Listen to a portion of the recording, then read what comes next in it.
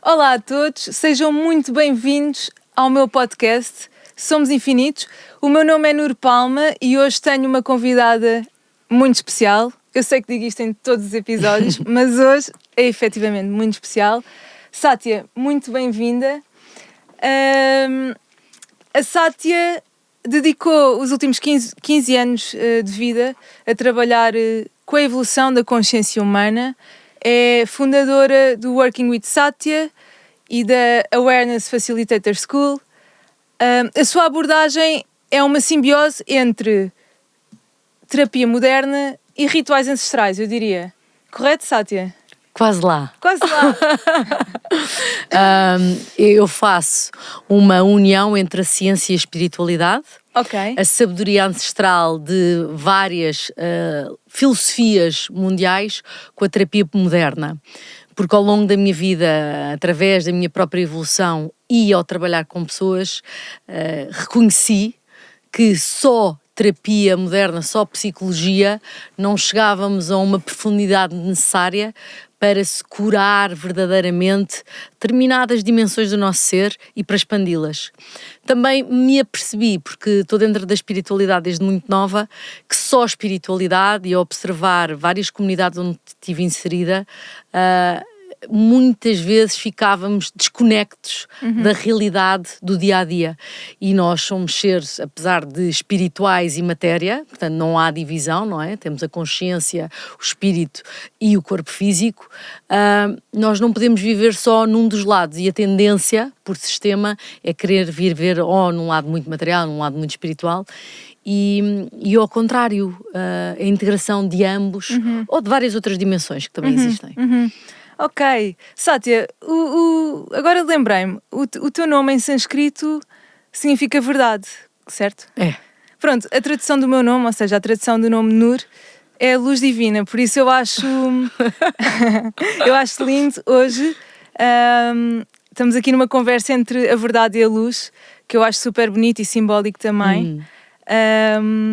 E começava por te perguntar, no fundo, o que é que tu fazes, por exemplo, nos retiros que fazes? Portanto, sei que usas muito a meditação, trabalho de respiração, trauma healing.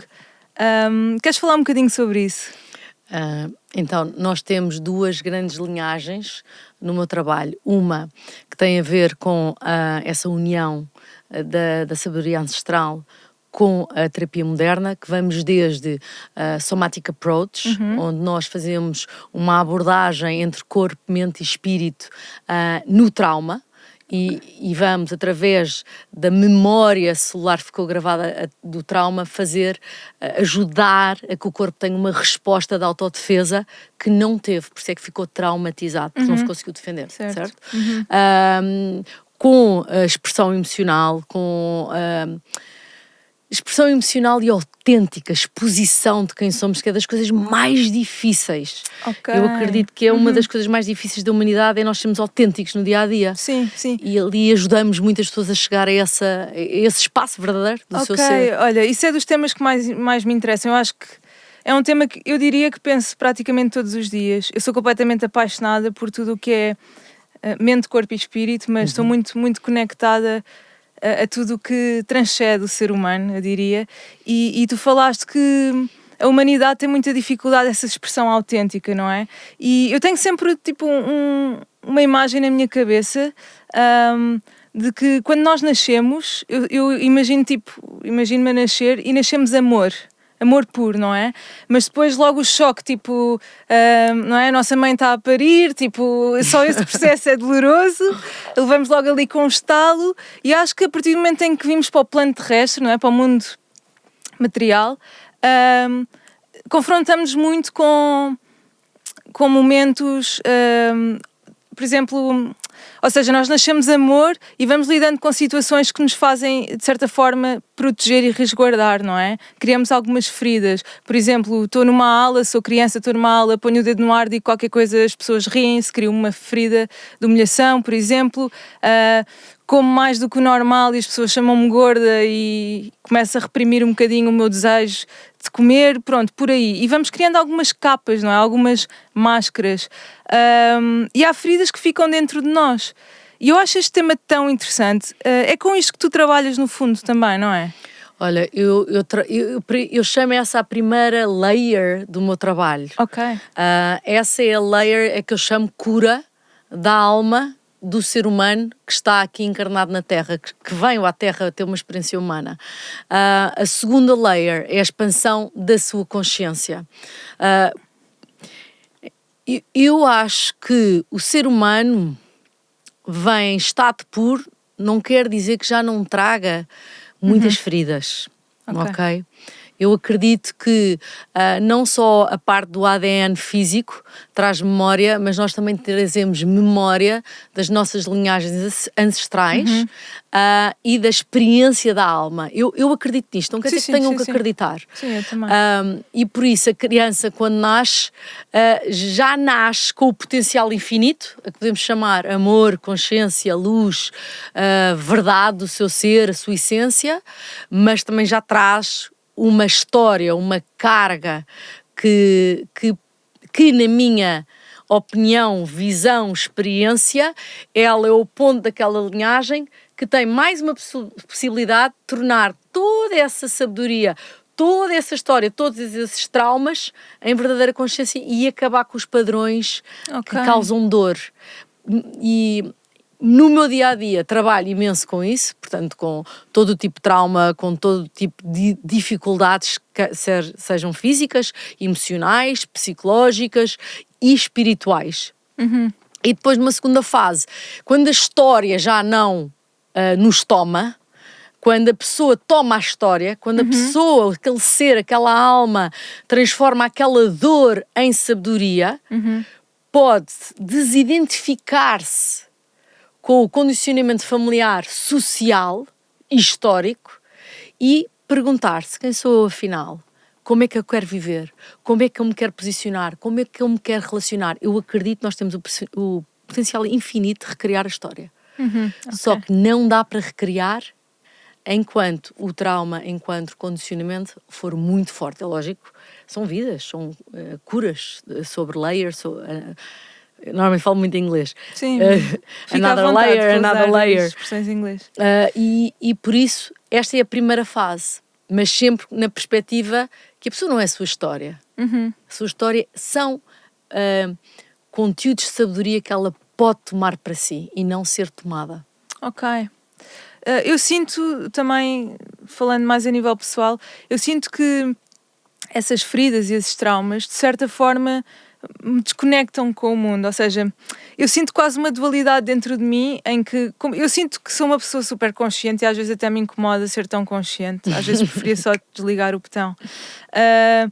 E eu tenho consciência de muitas feridas que tenho, por exemplo, eu sinto imenso que tenho uma ferida de reconhecimento, não é? Acho que isto surgiu na minha vida quando eu era pequena, não é? Naturalmente, e sinto que isso às vezes quase que não a ferida do reconhecimento em específico, ou seja, há várias feridas, mas que de certa forma essas feridas nos desconectam do mundo, não é? Há muita dificuldade eu vejo na humanidade uma dificuldade enorme em estarmos disponíveis para o mundo e para receber.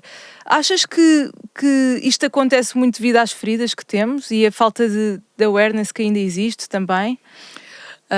Uma ferida, é lindo ver o processo, que é uma ferida causa dor. O ser humano quer fugir da dor a todo custo. Portanto, qualquer pessoa, situação que faça o trigger, que faça o gatilho daquela dor, o que é que a pessoa vai fazer? Desde muito pequeno é acabar, é proteger-se para não voltar a sentir. Mas o interessante disto tudo é que é na dor, é que é voltar à dor, o processo de voltar à dor que vai fazer com que essa pessoa dissolva, que integre aquela experiência e ganhe mais sabedoria. Eu ia-te perguntar qual era a importância de estarmos com a dor. De forma segura, ok?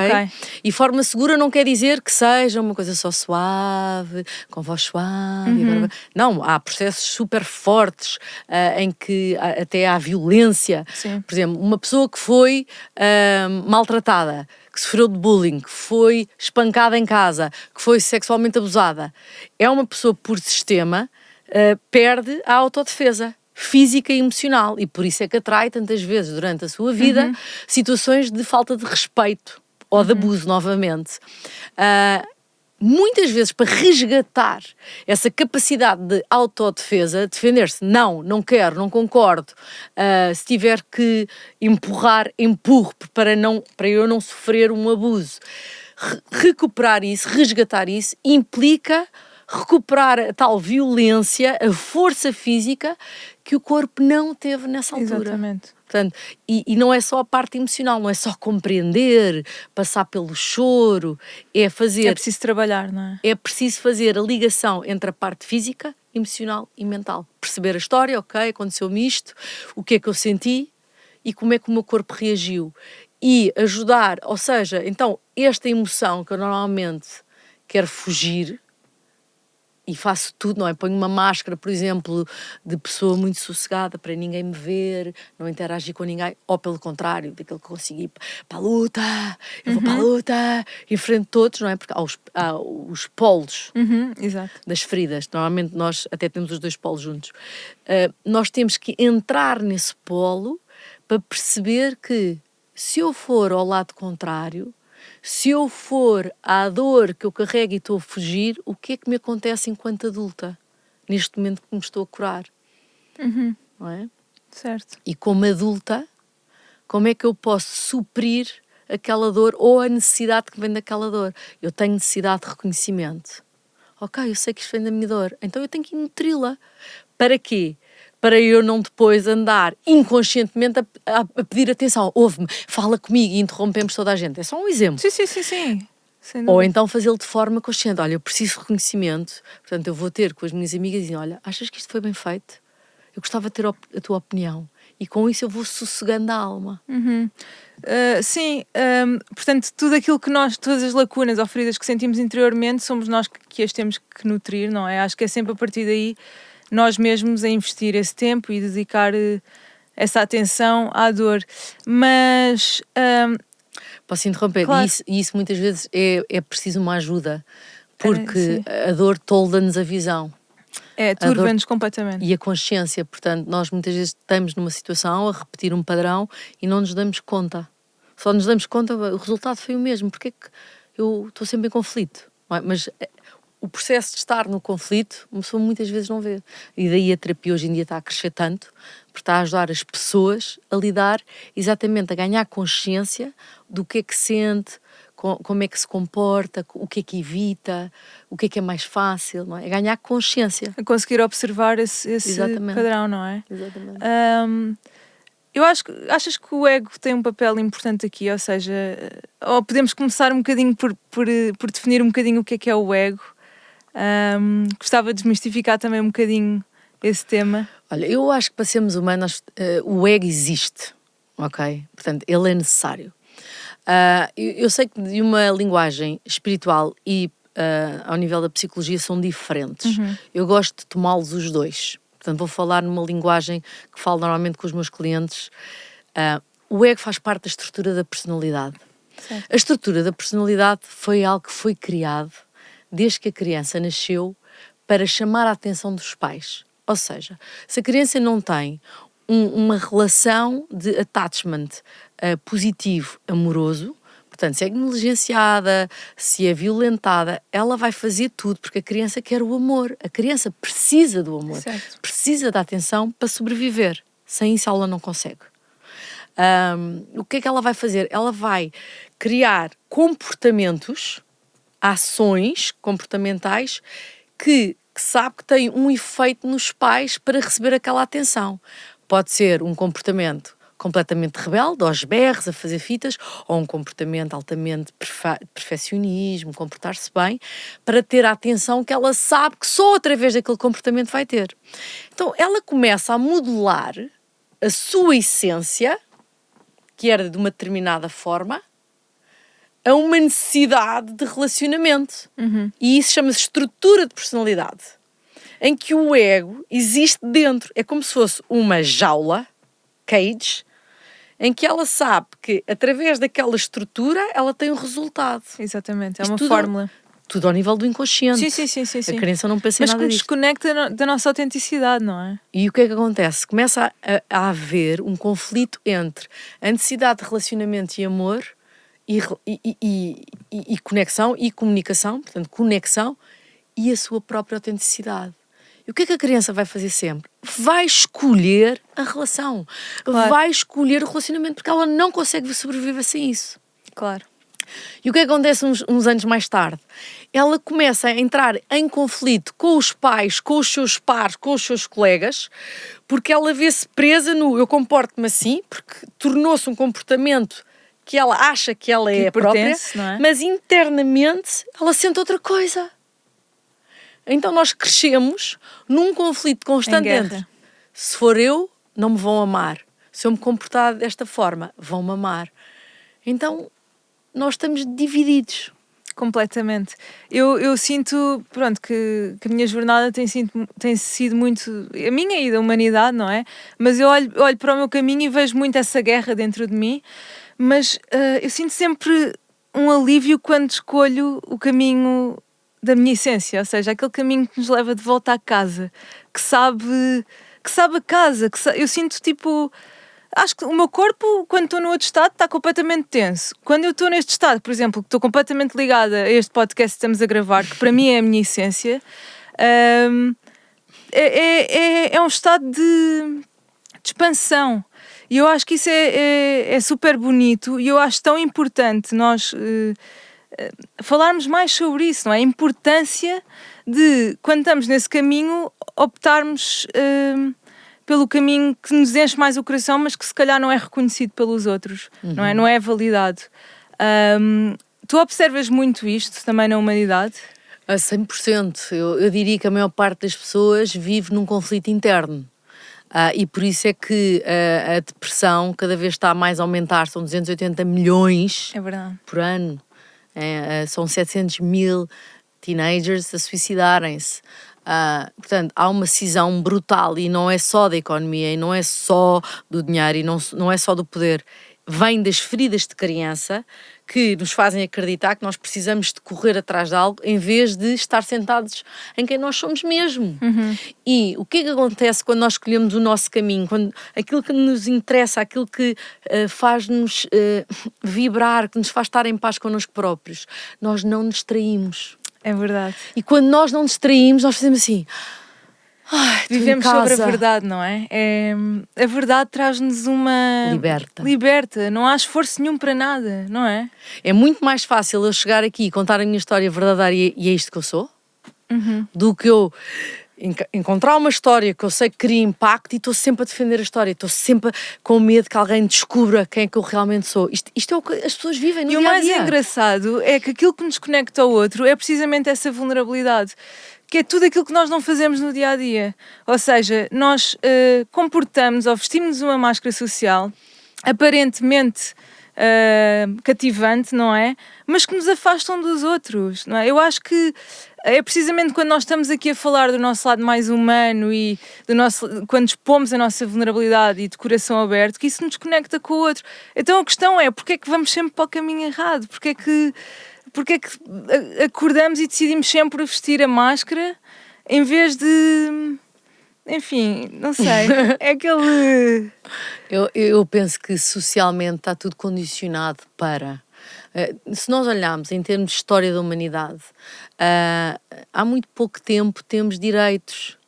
Há muito pouco tempo, não é? Entravam-nos pela casa adentro, raptavam as mulheres, os reis tinham direito a usar o que fosse, matar quem fosse, a tortura era normal, as crianças eram usadas como troca de trabalho. Portanto, há um medo intergeracional que é ancestral ainda e que vive em nós. Eu acho que nós estamos na melhor fase da humanidade, Nur. Sim, sem dúvida. Nunca houve uma geração que começou, eu acho que penso na minha mãe e em mim depois e agora em vocês todos, que é ter ferramentas incrível. Nós agora temos o mundo nos bolsos, nós sacamos do telefone, olha lá a diferença, pá, e não foi assim há tanto tempo. Eu lembro que a minha mãe diz-me, quando era mais nova, tipo, para saber alguma coisa, eu tinha que ir tipo, à biblioteca e procurar nas enciclopédias. Nós agora, tipo, sacamos o telefone do bolso e temos acesso a um conhecimento de uma forma, tipo, exponencial mesmo. O mundo acelerou de uma forma que é surpreendente. E estávamos a falar do quê? Agora esqueci. Estávamos a falar das ferramentas. E além de ter esse conhecimento, tu tens direito de pôr em causa o mundo, tens direito a pôr-te em causa. Sim. E isto é incrível, e tens direito a trabalhar-te, a estudar-te e a ultrapassar. Antes isto era impensável. Eu há 15 anos não. Há 15 anos eu tornei-me 100% profissional, mas eu lembro-me de ter 16 anos e dizer, mãe, eu tenho que ir a um psicólogo. A minha mãe é psicóloga. Minha mãe, filha, mas tens algum problema? E eu só pensava, mas como é que uma adulta, e a minha mãe é uma pessoa incrível, hein? Sim, mas isto é a minha cabeça, como é que uma adulta não vê que a própria filha realmente precisa de ajuda? Uhum. Porque na altura, isto era impensável, ir a um psicólogo era para pessoas loucas. Uhum. Portanto, era uma coisa velada. Filha, mas o que é que se passa? O que é que mas... De uma própria psicóloga. Uhum. Não é? E era velado. Eu, quando comecei a ser profissional desta área há 15 anos, fazer um retiro em Portugal, nós éramos considerados todos loucos. Mas loucos, verdadeiramente. Sim. Tipo, olha, aquela pessoa andou numas seitas. O que é que eles andam a fazer? Isto é verdade. Ainda bem que isto tudo abriu, ainda bem que há mais acesso a pessoas a tornarem-se profissionais da área de saúde, da terapia, da meditação, da espiritualidade, fora da religião. Uhum. A religião antes era o único centro da espiritualidade. Sim. Hoje em dia a espiritualidade está fora da religião. Que bom haverem milhares de retiros à mão de semear. Agora, se são muito profissionais ou não, se tens credenciais suficientes, estão preparados ou não para ajudar pessoas. Há lado positivo ou lado negativo. Temos muitas ferramentas, acesso a muita coisa, mas depois há conteúdo que Mas não... olha, na medicina é igual, na política é igual, nos advogados é igual. Sim. Portanto, que bom haver. Que bom haver. É incrível. Uma pessoa não ter que sofrer calada e deprimir-se e matar-se um dia. E pedir ajuda. Estavas a falar da depressão e de facto acho que... Sabes, eu no outro dia fui ao cinema ver um filme que acho que se chama The Whale, que é sobre um... Ainda não vi. É com aquele ator que faz um papel de um tipo obeso, pronto, muito sedentário. E há uma coisa que, portanto, em toda a história, ele estava completamente deprimido em casa e também com o excesso de peso e com a falta de capacidade de se mover e de ser funcional na vida dele. Ele era professor e só dava as aulas tipo por Zoom, por calls, mas nunca ligava ao webcam, dizia sempre que a webcam estava estragada porque tinha vergonha de se mostrar. E ele, durante o filme todo, está a dar aulas e etc, tem momentos de crise e tudo mais. O filme termina com ele a dizer, ele liga ao webcam, os alunos ficam todos chocados com a imagem que ele tem, não é? Porque nunca imaginaram que o professor seria assim, e ele diz o mais importante, tipo, deixem-se, eles começam a fazer perguntas sobre a matéria e tudo mais, e ele vira-se e diz, deixem-se dessas perguntas, sabem o que é importante no final da vida? É o quão verdadeiro tu és contigo, se tu segues aquilo que és, ou se começas a viver a vida de outro. Portanto, isto para dizer que a depressão, no fundo, eu venho-me uma imagem à cabeça de, o meu pai e a minha mãe dizem para eu ser médica, mas eu quero ser artista, quero ter um podcast. Mas eles chateiam uma vida toda. Isto não é o caso, por acaso tenho muita sorte. Mas chateiam uma vida toda para ser médica. Mas eu quero ter um podcast. Mas eu tiro o curso de medicina, sigo a carreira, sou médica, levo-me ao stress. E há uma separação tão grande entre aquilo que eu sou e aquilo que eu quero ser.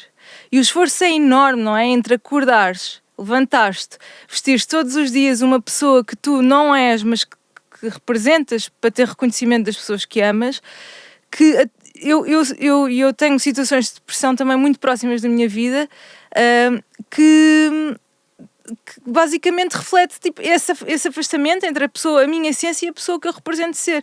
E há um dia em que essa distância é tão grande que eu acho que perdes a força, e para mim essa é a imagem da depressão. Eu só quero fazer aqui uma ressalva na depressão. Há depressões que são químicas e temos que ressalvar isto. Há pessoas que, mesmo com a vida supostamente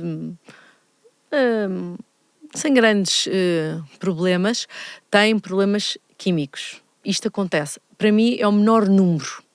A maior parte da depressão tem toda a ver com o que estás a dizer. Mas gostava de deixar dito porquê? Porque hoje em dia nas teorias mais espirituais e que se falam mais, põem só a tónica na grande massa, mas nós temos que dizer que há uma pequena parte que tem a ver com a parte química e essas pessoas precisam de ser ajudadas com químicos, ok?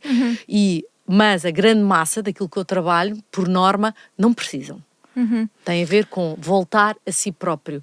Mas não é só na profissão. A maior parte das pessoas tem relacionamentos, vive relacionamentos, 10 anos, 7 anos, 20 anos, têm filhos, com pessoas que não gostam. E querem gostar, e querem estar naquele relacionamento, porque é seguro, porque... Mas na verdade estão-se a privar de um dia poder amar verdadeiramente. Privar de encontrar alguém que cole. E com os filhos, e com pais. Mas é isso, sabes? Tudo. Agora deste um bom exemplo. Eu há bocado disse profissão e a nossa essência foi um exemplo, mas os relacionamentos acho que é capaz de ser ainda mais comum, ou tão comum como a questão da profissão, porque há imensos fatores, imensas forças externas a pressionar no fundo e que te confundem. Ou são os filhos, ou são o meu papel enquanto mulher desta pessoa, não é? O meu dever de mulher, ou seja, eu tenho como dever estar ao lado desta pessoa, ou eu tenho que estar porque temos filhos em comum, ou porque na minha família sempre houve relacionamentos a longo prazo e, portanto, um divórcio representa falhanço. Portanto, há uma série de forças externas que faz com que as pessoas, no fundo, se desconectem daquilo que sentem pela outra pessoa. E às tantas há uma confusão entre aquilo que tu queres ser e aquilo que tu és. E às vezes desconectem do que elas próprias sentem, porque nós até podemos amar alguém, mesmo amar, e perceber que não funciona. Porque o amor não chega. O amor verdadeiro vai além do relacionamento, vai além da sexualidade, vai além de ter uma casa em conjunto ou filhos. O amor verdadeiro é mesmo querer o outro feliz. Certo. Mas nós só conseguimos querer o outro feliz quando desejamos verdadeiramente isso também para nós. Mesmo com os filhos, há sempre condicionamentos, porque nós temos esses condicionamentos. E por isso é que muitas vezes, e ao trabalhar com pessoas que enfrentam a morte e que se debruçam nessa viagem, eu ouço muitas vezes eu tive medo de ser quem sou, eu tive medo de conquistar aquilo que eu queria, eu tive medo de arriscar. Não é? É o que ouço mais. São poucas as pessoas que dizem assim, eu posso dizer que vivi muito bem. É verdade isto. Eu tive uma cliente, se chama Vitória, da Ucrânia, em que tive 6 meses até ela morrer. E eu dizia-lhe, Vitória, há alguma coisa que te arrependas ou que... E ela dizia-me, não, Sátia, aquilo que eu me arrependi, eu fiz na vida. Eu arrependi-me e fui lá, e fui dar a volta, eu morro em paz. Eu morro porque eu fiz aquilo que eu quis da minha vida. Uma coisa que ela disse era, eu tive coragem de arriscar. E claro que foi considerada louca, fora dos parâmetros normais, e claro que se divorciou, e que foi viajar, e claro... Mas é o que ela diz, eu vivi de acordo com aquilo que eu acreditava, e que errei, e voltei-me a reconstruir, mas eu fiz. E eu acho que este é o grande medo social, é o grande medo, e isto não implica nós tornarmos mimados, egocêntricos, com falta de respeito, não estou a falar disto. Pois é, mas depois há uma grande confusão entre isso. Pois, não é? há enorme, e eu acho que a maior parte dos adultos jovens, neste momento, precisavam de mais disciplina, de mais esforço, não no sentido que a vida é difícil, mas sim que para uma pessoa se tornar, por exemplo, mestre de alguma coisa, é preciso estudar. Para se tornar um bom desportista, tem que treinar. Exatamente. E isso implica esforço, implica sacrifício. Não no sentido de nos magoarmos, mas de sacrificar uma parte em prol de algo maior. Portanto, eu não estou a falar de nos tornarmos blasé, a vida é incrível, tudo é fácil. Não é verdade. Não é verdade. Mas o amor que se põe nas coisas, o sacrifício que se faz com responsabilidade, tem um amor por trás. Sim, a intenção, tem um suor não é? real Sim, da coisa sim, e que nos dá gosto. É como no amor. Tudo não pode ser uma razão para nos separarmos, como tudo não pode ser uma razão para nos mantermos juntos. Exatamente. Falaste sobre imensa coisa em que eu pensei, eu quero falar sobre isto, quero falar sobre... Agora queria apanhar, pronto, aqui um tema, mas o amor é um tema que, epá, gera imensa... Eu quero conversar sobre isto, sobre o amor, não é? E agora falámos um bocadinho das relações, mas antes de falarmos das relações, o que é o amor? Olha, o que é o amor? Eu acho que ninguém pode dizer uma definição que diga é a verdade. Claro. Ok? Para ti, na minha Sátia. perspectiva, amor chama-se consciência. Lindo. Porque quanto mais consciente estás, epá, mais sentes o outro, mais te sentes a ti. Quanto mais consciente estás, não te queres trair. E mesmo que isso implique deixares alguém que tu ames romanticamente ou familiarmente, mesmo que isso implique virado à esquerda quando toda a gente vira à direita. Eu lembro-me quando eu comecei a trabalhar, quando eu comecei a fazer bodyboard, nós éramos 10 mulheres a surfar em Portugal. Pá, eu fui label de tudo o que tu possas imaginar, desde louca, Claro. na altura drogada. Vê lá, e era bodyboard. E era bodyboard, um desporto, não é para meninas, o que é isso? Eu tinha 11 anos. Ok.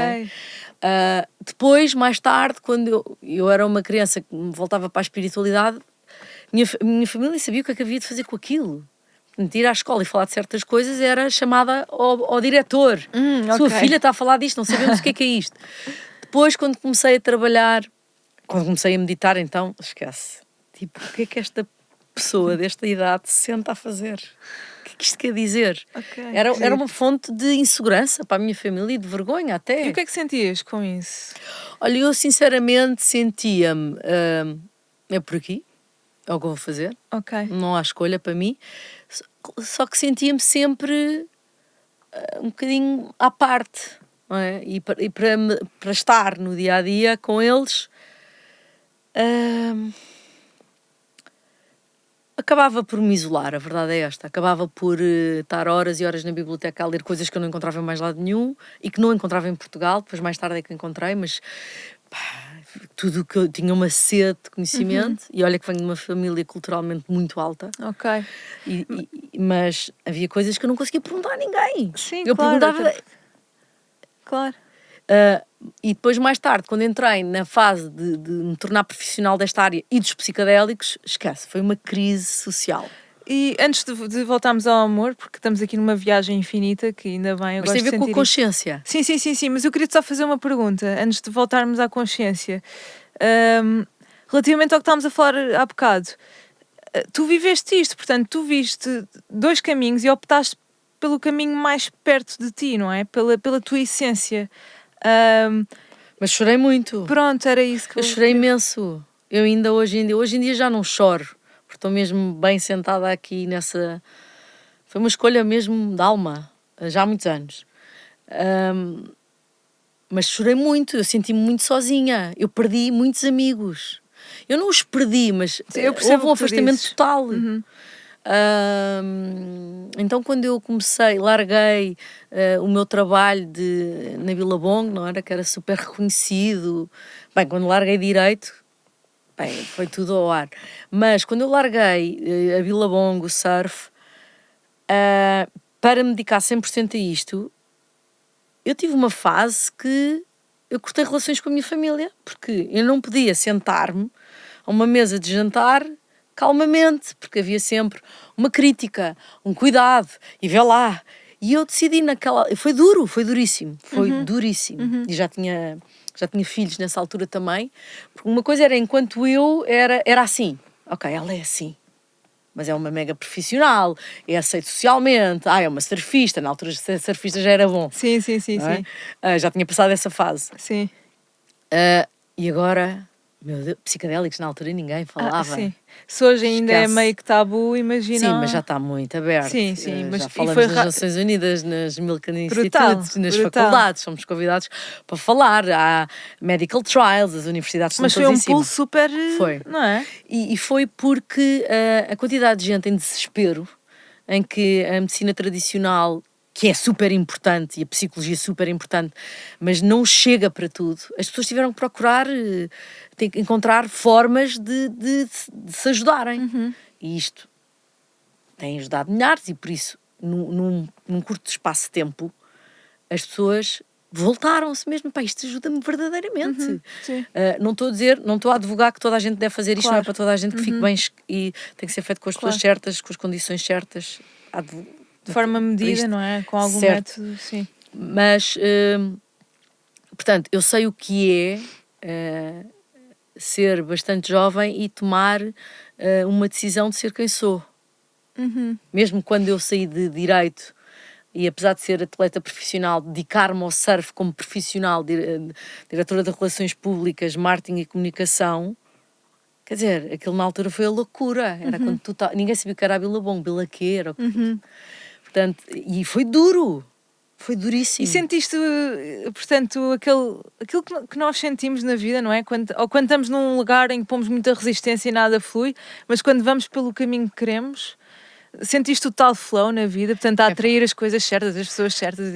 Foi mágico, foi a loucura. Tanto disse com a espiritualidade, não é? De eu me entregar, eu tinha estados de consciência alterados, que eu não podia falar com ninguém. Eu pensei, meu Deus, eu vivo para isto! Não é? De paz, de profundidade, de catarse de consciência, não é? Lindo. Perceber os traumas, sem nem ter ajuda, não tinha ajuda na altura, e começar a ver, e começar a olhar para os adultos, e meu Deus, como era tudo tão claro. Portanto, eu tive estados, pá, de bênção, mesmo bênção, que só encontrava às vezes em livros de determinadas religiões e filosofias. E, portanto, seguir isso foi, eu chegava a casa, não é? A pagar a fatura de estar distante, de me isolar, não ter ninguém para falar. E no surf, epá, foi a loucura quando eu dei o salto e disse, olha, eu vou, não quero saber o que é que pensam de mim, incluindo amigos ou não. Tinha muitos amigos só de uma determinada área, não é? Os outros todos de surf, claro que percebiam. Mas, quer dizer, trabalhar descalço, fechámos a empresa por tão altas ondas, viajar o mundo inteiro, eu já viajava o mundo inteiro para surfar. Epá, eu cheguei a um ponto que foi, vou arriscar, vou sair do que é normal. Epá, foi a melhor coisa que eu fiz na vida. Claro, acredito foi que sim. A loucura. Acredito que sim. Foi uma vida que eu ainda hoje, quando me encontro com eles, tenho lágrimas de alegria. É, brutal. Epá, sou super agradecida de nós termos começado aquilo. Incrível. Sim, porque é um estilo de vida com muita liberdade, não é? Com muita descontração. Hoje em dia já não. Hoje em dia já stock market, foi na altura que eu comecei a dizer já não quero. Já estava a entrar no que é socialmente condicionado, ou seja, para atingir números. Já ficou muito grande. Exatamente. Mas é o máximo na mesma, ao menos é na praia. Claro. Olha, mas voltando ao que é o amor, estavas a falar da consciência. Eu acho que é consciência. Portanto, esse estado, não é? Que é portanto, eu sou, portanto, a consciência é o ser, não é? Para ti... Eu acho que é mais do que o ser. Eu sinceramente diria que eu sou, numa primeira fase, é muito auto-centrado. Quando chegamos à parte do eu sou, sem separação do universo, em que eu sou o universo, eu sou o todo, que não é uma experiência racional, é uma experiência do sentir, estática, estética, em que a personalidade se dissolve e que não há fronteiras, é uma dissolução física, emocional, racional, portanto é um estado... Não há separação, não é? Não há separação. É um estado de bênção, de beatitude, de graça. Eu vejo a consciência, o amor nesse estado, onde não há separação de nada, seja dentro do planeta Terra, entre quem nos magoa e o que nós fazemos, o agressor, a vítima, tudo existe. Tudo existe, sim. Tudo existe. Tudo é parte de tudo, não é? Sem crítica, sem julgamento, sim, não é? Sim. E com todas as outras dimensões do universo que nós ainda estamos por descobrir ao nível da racionalidade e ciência, mas que através do sentir, do estado, muita gente diz meditativo, que eu diria que transcende esse estado até. Essa é a porta para, eu chamo consciência. Ok. Isso. Mas sabes, eu sinto que nós falamos muito disto, portanto o desenvolvimento pessoal agora está muito na moda, não é? E ainda bem que o desenvolvimento pessoal traz... Não tá, acho que está bastante mais acessível, não é? Em termos de ferramentas, e ainda bem que sim. Mas eu observo muito...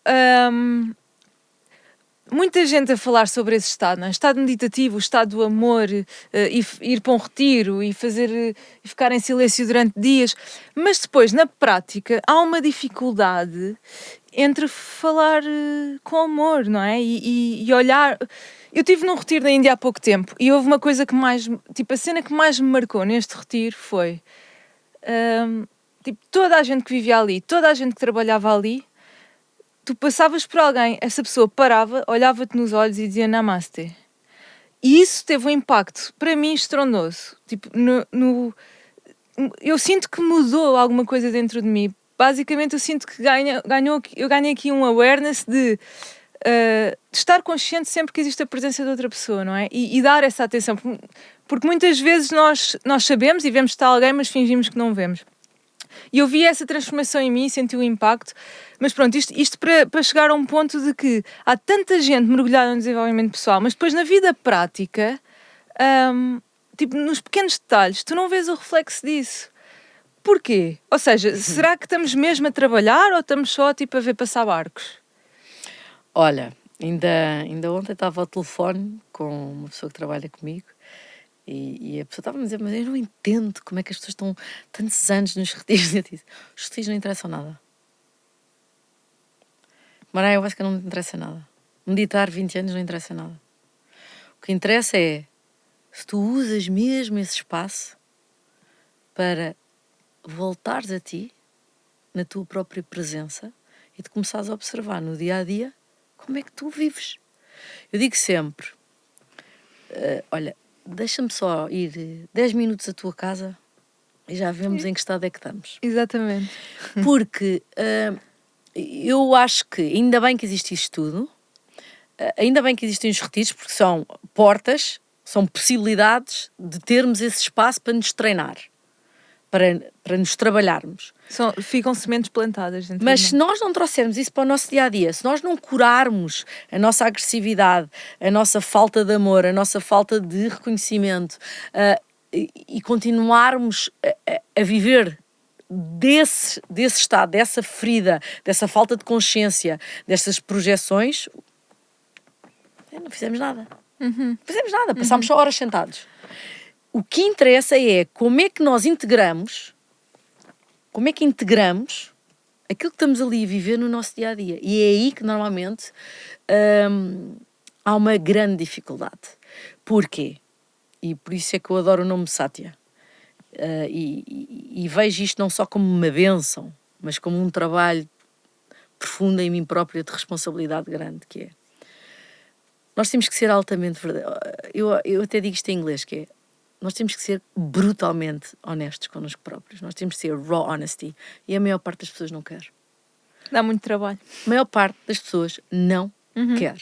E se uma pessoa tiver mesmo consciência, o mais que pode estar, nós estamos numa conversa muitas vezes e eu estou a ouvir um filme da pessoa para atingir um resultado.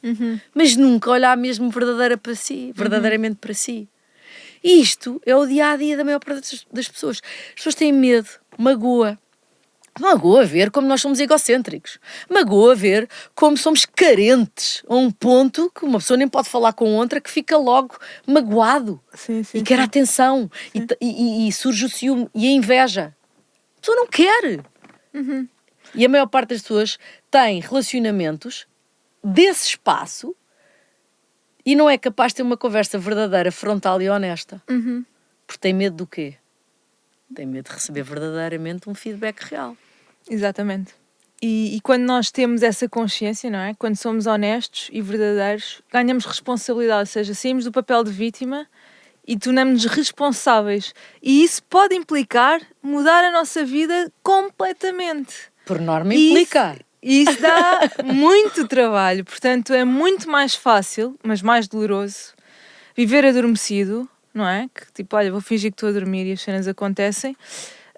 Mas não dá pica nenhuma. Depois chegas à cama à noite e não dormes. E não dormes, é verdade. Estás em sofrimento. É verdade. Estás em angústia.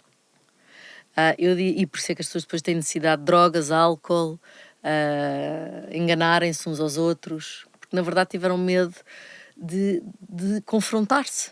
Na verdade não é sobre o outro, não é sobre a sociedade, é sobre nós próprios, não é? Nós é que temos medo de virar à esquerda quando todos viram à direita. Exatamente. Nós é que temos medo. Está tudo dentro de nós. É. E por isso é que eu acho que amor na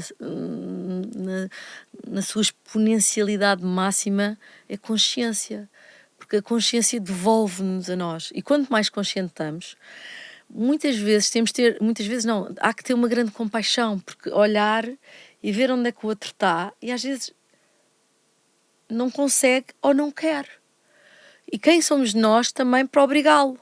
Até porque, quer dizer, o professor chega quando o aluno está preparado, não é? Tu podes muito bem mostrar ou plantar uma semente em alguém e essa pessoa não estar efetivamente preparada para receber a mensagem. E acredito que tu lides com muita gente assim, não sei, como estás numa área mais... Não é? Tem que se ter muita paciência no sentido, não é paternalismo, é paciência, é observar como é que a pessoa vive, o que é que ela diz... E ela revela-se, se muito estiver mesmo presente, claro, a pessoa está sempre a revelar. Sim, e eu às vezes até me rio, no sentido de, olha, aqui estamos nós a enganar-nos, olha, aqui estamos nós a não... E quem é que somos nós para exigir ao outro que seja verdadeiro com ele próprio? O que nós podemos fazer é, eu não quero participar, não é a minha forma, com licença, eu vou para outra freguesia, vou fazer outra coisa. Mas volta a nós outra vez. Sim. Tu há bocado estavas a dizer, ok, eu vou à tua casa e eu vejo a forma como tu vives, ou observa a forma como vives e aí vês o reflexo da tua vida e dos teus padrões. Sabes que, pronto, este tal retiro que eu fiz na Índia foi muito transformador para mim. Não foi tipo nenhum retiro organizado por nenhuma facilitadora, foi simplesmente um sítio... com base em medicina ayurveda, em que tudo era desenhado nesse sentido e, portanto, estava muito mais conectada ao meu corpo, às minhas emoções e ao meu espírito. Mas eu voltei de lá e antes de eu ir para a Índia tinha estado a fazer uma constelação com o Pedro em que ele estava a falar com uma pessoa, mas que tipo, aquilo projetou imediatamente em mim, em que ele disse a essa rapariga, experimenta tomar os banhos mais calmos, sem tanta pressa, sem tipo esfregar o cabelo com força, sem pressa, tipo, fica contigo. Ele disse isso e eu até fazia parte da constelação e aquilo teve um impacto tremendo em mim. Eu fui para a Índia e fiz o compromisso de vou tomar banhos mais lentos. Pá, se tu soubesse o impacto que isso teve na minha vida, eu tipo, há um mês atrás era uma pessoa que acordava. Eu acordo normalmente todos os dias às 5 da manhã, porque já está no meu sistema. Acordava, tipo, fazia a minha cena de journaling, ia correr todos os dias, pau, e começava o meu dia em stress e nem me apercebia. Eu agora ainda corro, mas há dias em que eu opto por ficar em casa a tomar um banho calmo, a fazer um chá e a estar comigo. E, tipo, o simples facto de... O Pedro ter dito aquilo, eu ir para a Índia, haver espaço onde me permite fazer isso e de repente chegar a Portugal e perceber que isso faz com que eu hoje consiga estar com qualquer pessoa muito mais disponível, com mais calma, tipo, com mais amor, sabes? E isto tudo porque há um momento em que eu decidi dar mais amor, ponto. E quebrei um padrão na minha vida. E à medida que vais treinando isso, vais chegar... eu acho que é para toda a gente, não é? Não estou a falar, tipo, por favor, a dar-te uma lição, sim, para claro. todos. Isso vai chegar a um ponto que, independentemente da situação caótica que estás, tu vais encontrar esse espaço internamente. Seja numa situação de caos total, de uma guerra, seja com filhos a correr e tens que trabalhar 50 horas... Esse espaço não sai. Mas há um sítio dentro de mim onde eu consigo ir quando estou num caos total. Isso. E isso é tipo, sei lá, até me emociono. É casa, não sei explicar. É paz. É paz, é amor, lá está, não é? É mesmo bonito. E isso só com a verdade é que se consegue. Só sendo brutalmente honestos connosco próprios. E esse é um dos grandes espaços que eu tenho nos meus retiros. É espaço seguro, 100% confidencial, para as pessoas serem 100% honestas com elas próprias. É como se fosse uma purga, sabes? Sim, camadas sim. E camadas de máscaras e conversas e ideias. Não, diz só que estás desesperado. Sim. Diz só que não sabes. Mas primeiro é importante que esse espaço exista e nós não temos esse espaço no dia-a-dia, porque nós estamos todos tão tipo pressionados e condicionados e já neuróticos de tudo que esse espaço simplesmente não existe. É preciso um esforço ativo para encontrarmos esse espaço fora do nosso padrão, não é? Mas olha, eu acho que não estamos a exceder um bocadinho o tempo, mas eu gosto, por mim ficamos aqui 2-3 horas. Vamos embora. Mas há uma coisa que eu gostava mesmo de falar, e não queria mesmo saltar esse ponto, que era psicadélicos e estados alterados, ou sonhos, estados alterados, psicadélicos. Eu lembro-me, eu há 8 anos, eu vivia em Londres, tirei lá o meu mestrado, e lembro-me que havia uma app em que tipo, tu procuravas talks, eu estava sempre à procura de talks, tipo free talks, em que ias e assistias. E eu lembro-me que fui ouvir um rapaz que hoje em dia é muito conhecido, que é o Robert Cahart. É um super conhecido. Pronto, é muito conhecido na área dos psicadélicos. Eu lembro-me dele falar na altura, tipo, foi a primeira vez que eu ouvi falar em terapia com psicadélicos. E eu fiquei extremamente curiosa sobre o tema e a partir daí sempre, pronto, segui alguns autores, inclusive o Michael Pollan, que também fala muito sobre isso, e é um tema que eu tenho bastante curiosidade. Eu sei que tu, nas tuas terapias e retiros, também lidas muito com psicadélicos naturais. E há bocado falámos em depressões químicas, não é? Achas que através dos psicadélicos conseguimos ter uma abordagem a essas depressões químicas? Portanto, há uma forma de abordá-las? Bem, primeiro, eu quero dizer que os psicadélicos não são solução para tudo, ok? Claro. Mesmo. Claro. E tem que ser feito com imensa responsabilidade. Segundo, terapia com psicadélicos é algo muito novo, ok? Tem 5 anos, em que está a ser cada vez mais falada e com resultados incríveis. Ao nível da depressão química, tem efeitos fantásticos.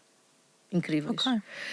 Agora, eu quero dizer que eu venho da linhagem. Eu comecei quando isto nem se falava em terapia. Ninguém sabia quase o que eram psicadélicos naturais. Portanto, eu fui para o meio da selva e lá fiquei. Lindo. Tive uma imagem brutal lá agora. Fiquei. Cheguei a casa. Da mesma forma como me sinto em casa no mar. É que tu vens mesmo da selva, vê-se. É? Tens assim um ar tipo ancestral, tribal também. Sim, eu sinto isso. Mas da mesma forma como eu me sinto na água, que é a minha casa, a selva é a minha casa, mesmo. Ok, lindo. E é a natureza. No final de contas, é a natureza.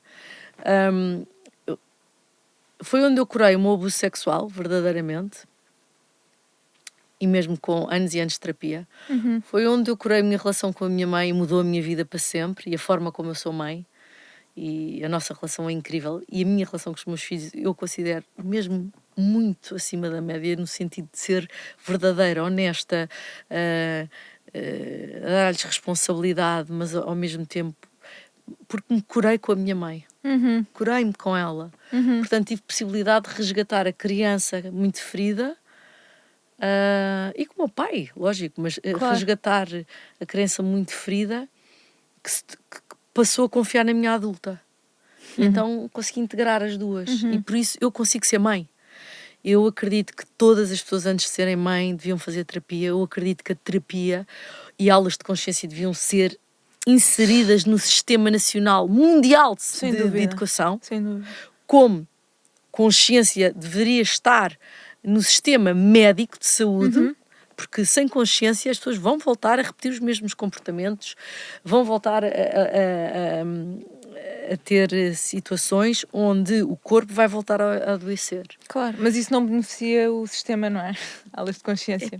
Mas sabes uma coisa, eu acho que a maior parte dos médicos também já... Já, é verdade. E mesmo as pessoas que estão dentro das farmacêuticas são pessoas. Há um sim. grupo mínimo de pessoas que estão alocadas a profit, mas a maior parte das pessoas não está. Só que têm medos. Não têm espaços para serem autênticos, têm medo de perderem os trabalhos, têm medo de serem postos de lado. Tudo aquilo que tivemos a falar é onde as pessoas estão. E por isso não falam, por isso continuam a dizer amém a tudo, por isso não põem em causa, por isso não investem, não arriscam. É só por isso.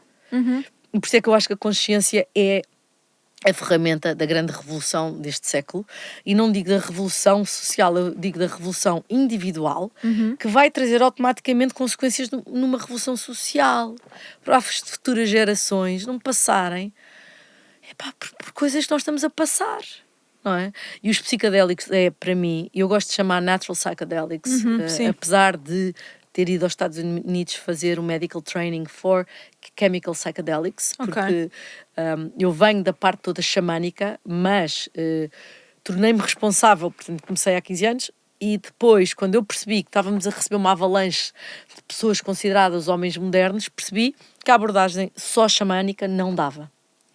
Porque temos de ter uma preparação, entrevistas médicas, para ter certeza que as pessoas estão aptas, depois a fazer um trabalho de integração, com terapia, e na selva onde eu estou, não é? Em Pucallpa, que é em Belo Horizonte, não é? Em Pucallpa, é a 6 horas de Pucallpa. Comecei a implementar isso com os meus professores,